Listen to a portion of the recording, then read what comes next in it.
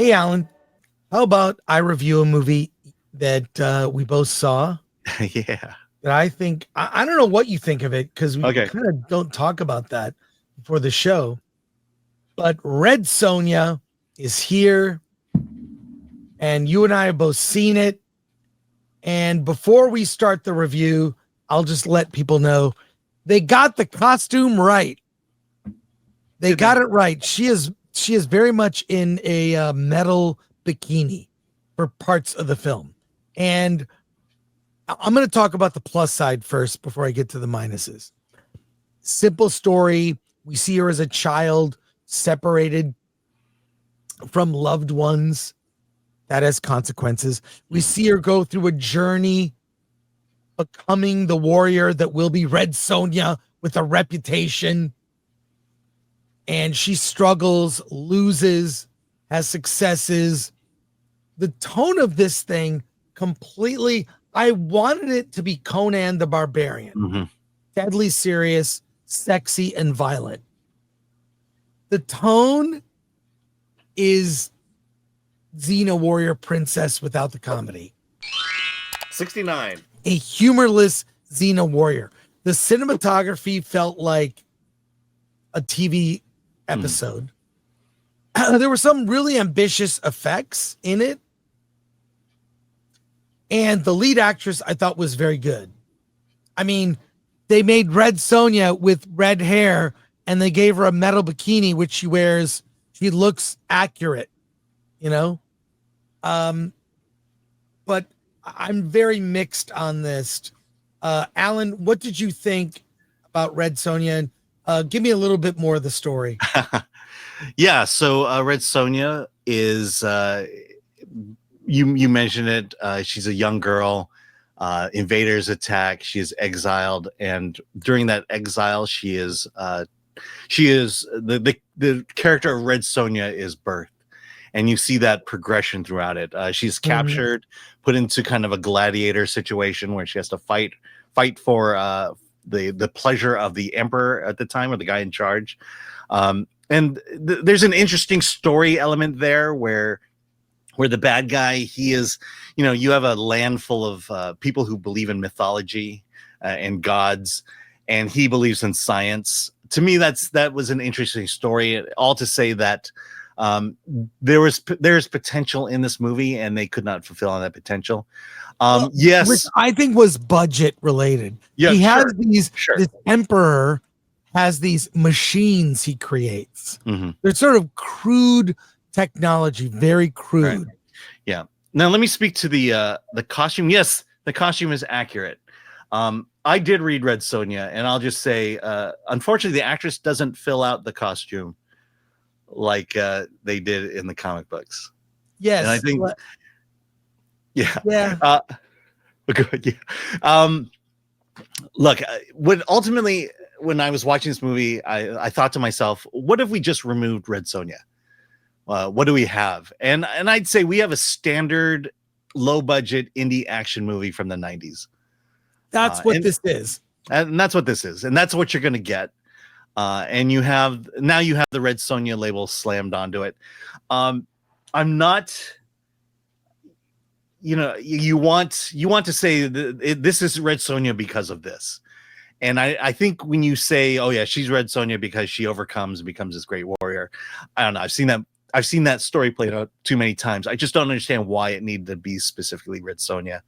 I'll be honest. I don't necessarily understand the lore of Red Sonja to the point where I would say Red Sonja is this type of person. This is her thing, and that's why she was a great comic book. And that right there needed to be answered in this movie, and it's not answered in the movie. Yeah, it's just a typical action film. What is her character? To me, the GOAT is still the original Conan the Barbarian with Arnold Schwarzenegger. I know maybe his acting, he's at least they didn't dub it. Yeah, at least they didn't dub him, but he's not the greatest actor early in his career, but he filled the muscles. And there are great moments in that. There's nudity. There is barbaric violence. There's some great fantasy. There's religion, battles over religion. It's a great hero's journey, you know? So I feel like in the music, Conan the Barbarian, Basil Polydoros, who does the music for Conan, phenomenal. And this is Conan Light, or it's like I say, I kept thinking of Xena Warrior Princess, which was a show I liked mainly because of the sense of humor, and this lacked that. Well, the other thing is you could believe Lucy Lawless was yes. Matilda Lutz here. She, at least they didn't modernize this. They didn't update it for modern audiences. Yeah, it's not woke. But look at her. I mean, I don't sense the authenticity that this person could be Red Sonja. Well, I think a lot of it is the way it was shot. It looked very flat, the cinematography. Yeah. So that just felt TV. It was made for TV. Yeah, someone who hasn't done a proper action movie. Yeah, this was the best we could do with the money that we have, and that frankly is not enough. Although I give props, I actually like the lead actress. I thought she did fine. I feel like if she was surrounded by better stuff, like budget wise, maybe she bulked up a little bit. Yes. But it has its moments. There's a Cyclops in the movie, a gladiator arena scene that I thought was great on a cliffside. So there are enough moments that I recommend it as pure 90s exploitation. That's what this is. But it doesn't quite do enough in terms of just in terms of the action and the epic scale. I will give it credit also for the score, and as an orchestral score. They didn't have some rap music during certain scenes, or I really can't stand that now. Even music over the credits now is just, hey, some dumb pop song that you have to do it because the executive producer who's putting up the money, his son has a band. And that's how a song gets in the end credits. Anyways, so I give it a bare recommend, if only because, but lower your expectations and you'll have fun. But it's like watching, if you told me this is from the 90s, I watched this on VHS, it seems like it's plucked right from that era.